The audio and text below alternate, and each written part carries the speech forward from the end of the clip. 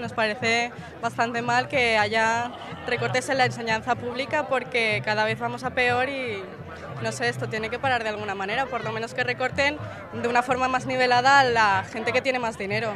Pero considero que los trabajadores hoy tendríamos que estar aquí con los estudiantes. La Primavera Valenciana me gustaría que se proyectara al resto de España, incluso de Europa, ¿no? Porque es un problema que es global.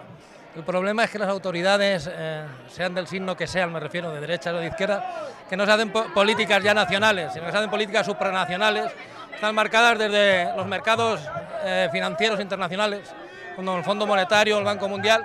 Yo creo que lo que hay que hacer es recobrar la conciencia de clase, que se ha perdido mucho, y que estudiantes y obreros y trabajadores estemos en la calle, no aquí, en cualquier punto de España y en cualquier punto del mundo, ¿no? Pues que tienen todo el derecho y además todo el deber de salir a la calle. No van a tener derecho a becas la gente que no tiene recursos, no van a tener derecho tampoco la gente que no tiene muchas capacidades y eso no es justo. Yo soy madre de estudiantes.